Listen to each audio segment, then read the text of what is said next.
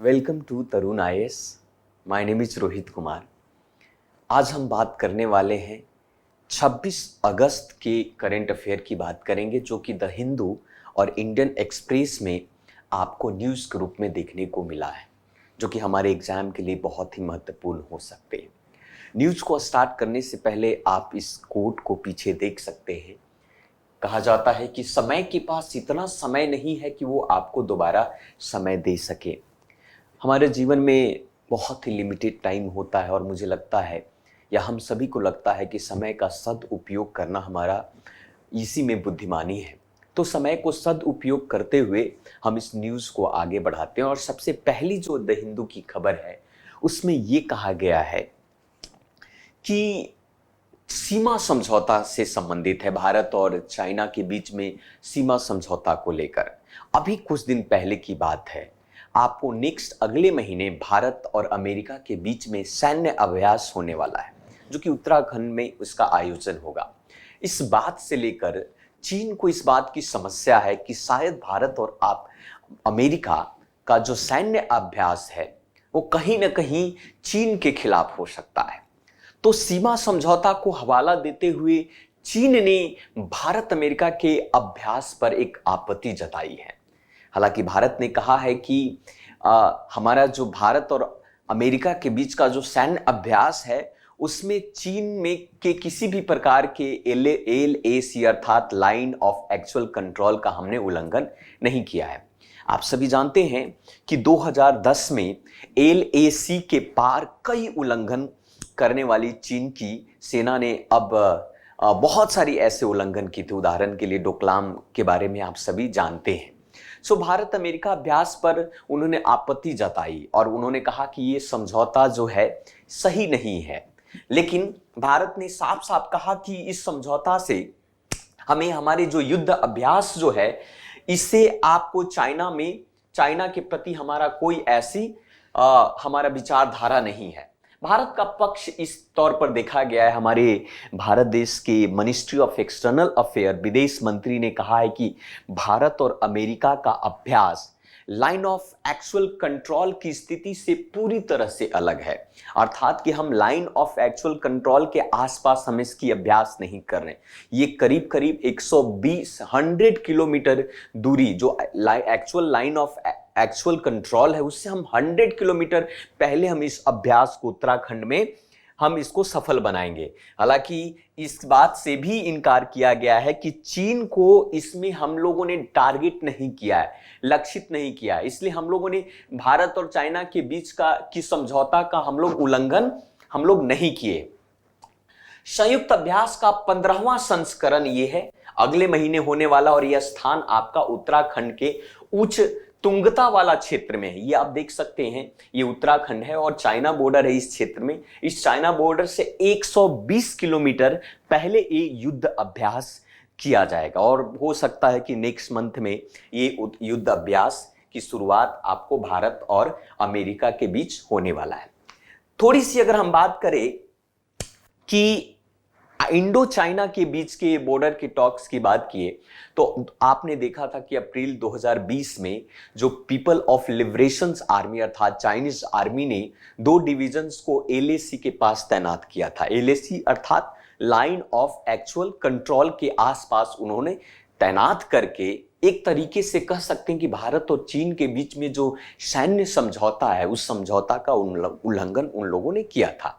इसने सीमावर्ती क्षेत्रों में शांति बनाए रखने के लिए 1993 और 1996 के समझौतों का भी उल्लंघन किया था। लेकिन भारत ऐसा कुछ भी नहीं किया है। भारत एक तरीके से सैन्य समझौता भारत और अमेरिका के बीच में एक तरीके से एक रिश्ते की सशक्तिकरण की नींव है। ये एक तरीके से बायलिटरल है। हम लोगों को अपने हर देश जो चाहता है कि दूसरे देश के साथ उसकी समझौता बेहतर हो, है ना, इसलिए इस तरीके के सैन्य रूप से, आर्थिक रूप से, राजनीतिक रूप से समझौता किया जाता है। तो ये कल का न्यूज का था। अब हम बात करते हैं एक सबसे इंपॉर्टेंट सेकंड। आप सभी लोगों को अग्निपथ योजना के बारे में आपको पता होगा कि भारत सरकार ने वायुसेना, जल सेना, थल सेना, इन तीनों सेनाओं में के नियमों में बदलाव किया और एक नई योजना लाया जिसका नाम है अग्निपथ योजना, जिसमें 17 साल से लेकर 21 साल की, हालांकि बाद में 21 से 23 साल की उम्र को मैक्सिमम उम्र बढ़ा दी जाती है। और इसमें कहा गया कि इसमें सेवा की जो अवधि होगी वो प्रशिक्षण अवधि समेत 4 साल होगा। अर्थात आप जो है अग्निपथ योजना के तहत आप भारतीय सेना में आप 4 साल का योगदान देंगे अपने सर्विस का। इससे संबंधित कई अधिनियम और विनियमन के तहत जो है इसको लाया गया था। अखिल भारतीय सभी वर्ग इसमें आपको आते हैं। लेकिन सबसे बड़ी खबर इसमें यह है कि नेपाल ने अग्निपथ योजना के तहत भारतीय सेना में गोरखाओं का भर्ती पर रोक लगाई है। इंडियन एक्सप्रेस का ये न्यूज़ है। और सबसे पहले क्या होता था कि हमारे नेपाल भाइयों जो हैं ये जो हमारा गोरखा जो रेजिमेंट्स है उस गोरखा रेजिमेंट्स में भर्ती होती थी। नेपाल के लोग भारतीय सैनिक में के तौर पर सेवा प्रदान करते थे। एक तरीके से कह सकते हैं कि भारत, इंग्लैंड और नेपाल के बीच में एक तरीके से ट्राइलेटरल समझौता हुआ, त्रिपक्षीय समझौता हुआ था। आज़ादी 1947 की कहानी है। लेकिन भारत सरकार ने कहा कि भाई इस योजना में नेपाल की जो गोरखाओं की जो भर्ती है उस पर आपको ये रोक लगा दी गई। अब थोड़ी सी मुद्दा हम यहां पर जान लेते हैं कि इस समाचार में कहा गया कि जो काठमांडू जो है, काठमांडू आप जानते हैं नेपाल की राजधानी है, और काठमांडू ने अग्निपथ योजना के तहत भारतीय सेना में गोरखाओं की भर्ती पर फिलहाल रोक लगा दी है।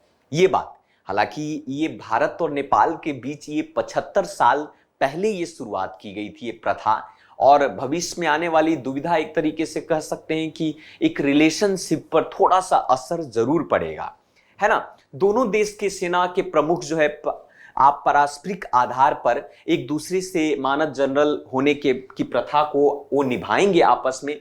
और ये प्रथा जो है भारतीय सेना में गोरखा भर्ती का एक कई साल पुराना की प्रथा है ना।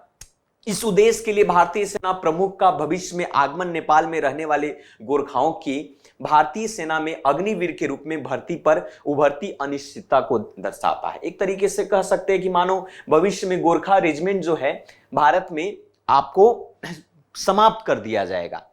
हालांकि अब सरकार की क्या मंशा है इसके बारे में तो कुछ कहा नहीं जा सकता, लेकिन हमारे एग्जाम के पर्पस से ये इंपॉर्टेंट हो जाता है। और सबसे इंपॉर्टेंट हो सकता है ये वाला पार्ट कि नेपाल से गोरखाओं की जो भर्ती का इतिहास रहा है उसके बारे में भी हम थोड़ा सा जान लेते हैं। क्योंकि हम सभी जानते हैं कि नेपाल सरकार और ब्रिटिश ईस्ट इंडिया कंपनी के बीच जो है सुगौली की संधि हुई थी 1816 में सुगौली की संधि हुई थी ब्रिटिश इंडिया और नेपाल के साथ। ब्रिटिश इंडिया और नेपाल के सरकार के साथ हुआ था। दूसरी बात, भारत की स्वतंत्रता होने के बाद नवंबर 1947 में एक त्रिपक्षीय व्यवस्था बनाई गई थी और इसके तहत नेपाल में गोरखाओं को भारतीय सेना में सेवा देने या यूके जाने का विकल्प दिया गया था। तो एक बहुत बड़ी अपॉर्चुनिटी थी नेपाल के लोगों के लिए। अर्थात 1947 के बाद भी हमारे देश में गोरखा रेजिमेंट जो है वो कंटिन्यू रहा। और नेपाल द्वारा जो इस तरीके से कह सकते हैं इस योजना के तहत गोरखाओं की जो भर्ती नेपाल, भारत और ब्रिटेन के बीच जो त्रिपक्षीय समझौता के प्रावधानों के अनुरूप जो है ये नहीं है। अर्थात 9 नवंबर 1947 को त्रिपक्षीय समझौता हुआ था भारत, ब्रिटिश और नेपाल के साथ। और ये जो इस अग्निवीर के तहत थोड़ा सा धुंधला यहां पर दिख रहा है। 1947 के समझौता के अनुसार देखा जाए तो अग्निपथ योजना के तहत भारत में नई भर्तियां का मान्यता नहीं देता था, लेकिन इस बार दी गई, व्यवस्थाएं बदलने लगी है। तो ये तो आपका संबंधित हुआ नेपाल के द्वारा, नेपाल से संबंधित एक अंतर्राष्ट्रीय मुद्दा का। तीसरा एक इंपॉर्टेंट खबर है आपका इंडिया बांग्लादेश डिस्कस रिवर की बात करते हैं। भारत बांग्लादेश के मध्य नदी जल बंटवारे के मुद्दों को लेकर चर्चा हुआ है। द हिंदू में इसका खबर आया है और इसके तहत आप सभी को पता होगा कि संयुक्त नदी आयोग, जिसको आप जॉइंट रिवर कमीशन कहते हैं, हालांकि 1972 में इसकी स्थापना हुई थी। भारत और बांग्लादेश के बीच में इसका एक समझौता हुआ था। इसके तहत जो है अभी जो फिलहाल संयुक्त नदी आयोग की समझौता एक तरीके से 38वां बैठक हुआ है और इस 38वां बैठक में भारत और बांग्लादेश के बीच में जो आम नदियां हैं जो बहती, जैसे गंगा हुआ, तीस्ता हुआ, ये प्रमुख नदियां हैं जो भारत और बांग्लादेश के बीच में एक तरीके से समझौता का मुख्य कारण है। भारत की बहुत सारी नदियां बांग्लादेश में जाकर गिरती हैं। आप सभी को पता है कि भारत की जो गंगा नदी है वो जाकर बांग्लादेश में पद्मा के नाम से जाना जाती है। तो इस तरीके से ये भारत और बांग्लादेश के बीच में एक समझौता बनता है। तो इसके लिए एक कमीशन की स्थापना की गई थी जिसका नाम था जॉइंट रिवर कमीशन 1972, जिसको आप संयुक्त नदी आयोग कहते हैं। उसकी 38वां बैठक हुआ। अब इस बैठक के बारे में कहा गया कि जो हम नदी का साझा करते हैं, प्रमुखतः जो नदियां हैं भारत और बांग्लादेश के बीच में, वो गंगा नदी, तीस्ता नदी हुआ, मनु हुआ, मोहरी हुआ, खोआई, गुमटी, धारला, आपका कुसियारा, ये सब प्रमुख नदियां हैं। हो सकता है इस प्रकार की नदियां जो है आपके प्रीलिम्स एग्जाम के लिए बहुत ही प्रमुख हो सकता है, इससे सवाल बन सकता है, क्वेश्चन बन सकता है, इसलिए हमें पढ़ना इसके लिए अति आवश्यक है। थोड़ी सी हम चर्चा करते हैं संयुक्त नदी आयोग के बारे में और उससे संबंधित चीजों के बारे में। तो एक बार आप देख लीजिए कि किस प्रकार से ये फेनी रिवर भी है, इसको लेकर भी समझौता हुआ है। बांग्लादेश और इंडिया के बीच में एक बॉर्डर का निर्माण भी करता है। कुछ और भी चर्चा हुआ है भारत और बांग्लादेश के बीच में, जैसे कि कहा गया कि जॉइंट रिवर जो कमीशन के तहत की बाढ़ से संबंधित जो बहुत सारी डेटा और सूचनाएं जो है भारत और बांग्लादेश आपस में शेयर करेगी। दूसरी बात ये कहा गया कि नदी तट के संरक्षण कार्य को लेकर, आपका सामान्य बेसिन प्रबंधन को लेकर और भारत की नदी को जोड़ने की जो परियोजना है, इन सभी को लेकर यहां पर समझौता होता है। आप सभी को यह भी पता होगा कि बांग्लादेश ने तीस्ता जल बंटवारा संधि को जल्द से जल्द पूरा करने का भी अनुरोध किया है, ताकि जिस पर भारत ने सहमत भी हो गया कि हाँ भाई, हम लोग बांग्लादेश और भारत के बीच में जो तीस्ता जल बंटवारा है उसका भी हम लोग संरक्षण करेंगे, उसको भी प्रस्ताव मंजूरी दे दी गई है। जैसे भारत और पाकिस्तान के बीच में भी जल का बंटवारा हुआ, सिंधु आपका रिवर 1960 के तहत आपने देखा होगा, वैसे ही भारत के अंदर में भी। आपको एक बात जाननी होनी चाहिए कि जो भारत बांग्लादेश आपस में करीब 54 नदी को का साझा करता है। 54 नदी जो है भारत और बांग्लादेश के बीच में आपको साझा करता है। इस प्रकार से यहां पर एक द्विपक्षीय समझौता हुआ था, संयुक्त नदी आयोग बनाए गए थे और दोनों दोस्तों के मध्य जो है इस नदियों को परस्पर लाभ प्राप्त करने के लिए इस आयोग का स्थापना किया। अक्टूबर 2019 में दोनों के मध्य जेआरसी की बैठक भी हुई थी जल संसाधन के बारे में, और इससे संबंधित बहुत सारे मुद्दे पर चर्चा भी हुआ। थोड़ी सी बात कर लेते हैं हम संयुक्त नदी आयोग के बारे में कि कभी कभी हमारे प्रीलिम्स एग्जाम में ये प्रश्न पूछ देता है कि इस आयोग की स्थापना कब हुई थी।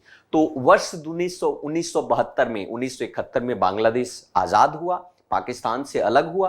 पहले पूर्वी पाकिस्तान हुआ करता था। 1972 में, जैसे ही 71 के बाद जो है 72 में भारत और बांग्लादेश के बीच में एक संयुक्त नदी आयोग की स्थापना की जाती है। 1970 में इंडो बांग्लादेश शांति संधि के तहत ये दोनों मध्य स्थित नदियों को जल का बंटवारा होता है। इसका मेन उद्देश्य था कि परस्पर सहयोग द्वारा दोनों देशों के मध्य पड़ने वाली नदियों के जल का अधिकतम उपयोग किया जाए। और ये दोनों देश जो है, प्रमुख देश जो है, जल संसाधन मंत्री आपस में वार्तालाप करते हैं।